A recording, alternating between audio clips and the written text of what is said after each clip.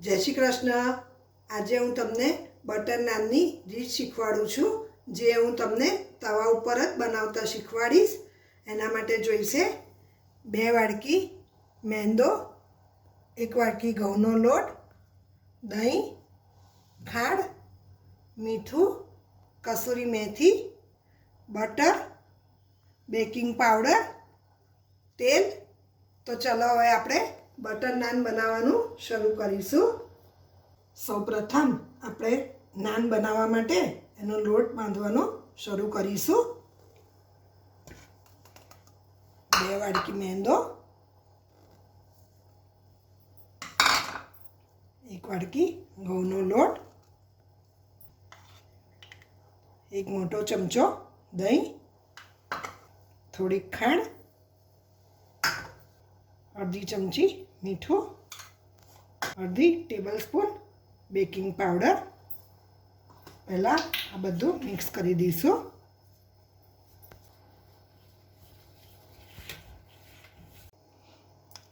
हवे आपणे एमां मोण नाखीशुं 3 चमची मोण नाख्युं छे। हवे एने फरीथी बराबर मिक्स करी दईशुं। हवे धीमे धीमे पाणी नाखी अने एनो लोट तैयार करीशुं।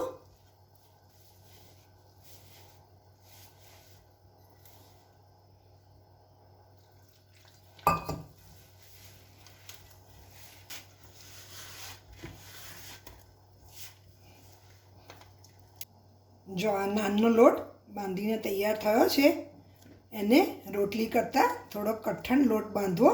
हवे एमां थोड़ा काईदना काणा पाड़ी अने आपणे थोड़ुंक पाणी एमां नाखीशुं।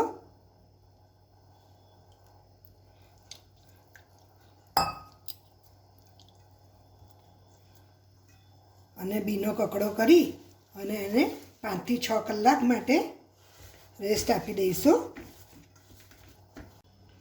जो हवे आ 5-6 कलाक थई गया छे एटले आपणे नान बनाववानुं शरू करीशुं। सौप्रथम આપણે એને કેળવી લઈશું। તમે જોઈ શકો છો કે કેટલો સરસ લોટ બંધાઈ ગયો છે, બિલકુલ નીચે ચોંટ્યો નથી। પણ એને મસળવો બહુ જરૂરી હોય છે, જેનાથી એકદમ પોચી નાન થશે। હવે થોડુંક તેલ લઈ અને આપણે ફરીથી કેળવીશું। લગભગ 1 નાની ચમચી તેલ લેવું અને એમાં લોટ મૂકી અને આપણે એને કેળવીશું।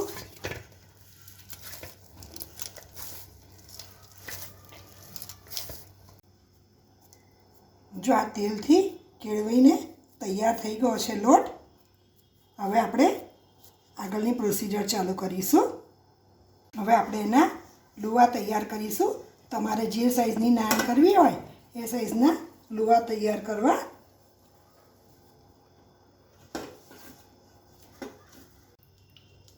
હવે ગેસ ચાલુ કરી અને એક નોનસ્ટિક તવો લેવો અને એને ગરમ થવા દેવો। ધીમો તાપ રાખીશું અને એક બાજુ આપણે નાન વણીશું। લુવો લઈ અને એને ઘઉંનું અટામણ મેં લીધું છે અને હર હંમેશ લુવાને પહેલેથી આવી રીતના લંબગોળ કરી દેવો, જેનાથી નાન લાંબી લાંબી વણાશે।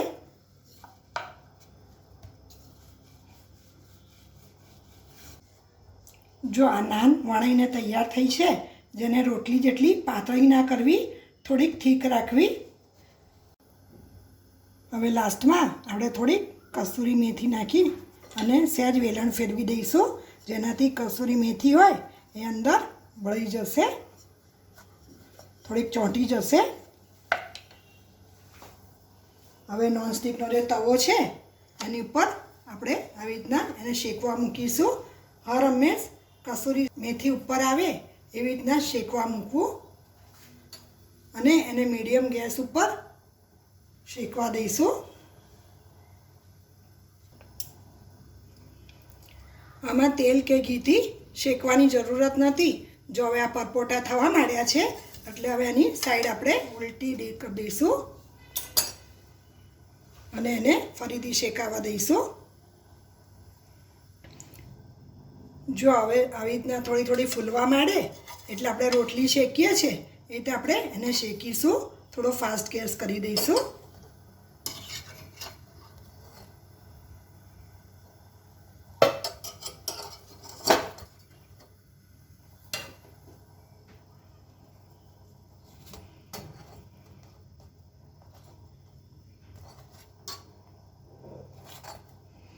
બધી બાજુથી એને બરાબર શેકવા દઈશું.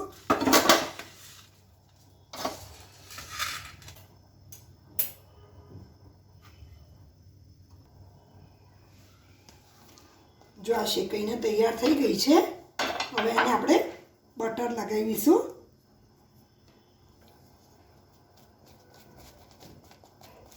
ત્યારબાદ આપણે થોડી કસૂરી મેથી ઉપર ભભરાવી દઈશું.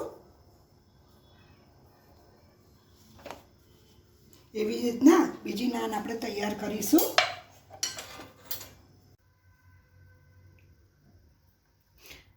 જો આ બટર નાન ખાવા માટે તૈયાર થઈ ગઈ છે. તમે જોઈ શકો છો કે કેટલી પોચી અને કેટલી સરસ દેખાય છે, જેને મેં પંજાબી સબ્જી જોડે સર્વ કરી છે.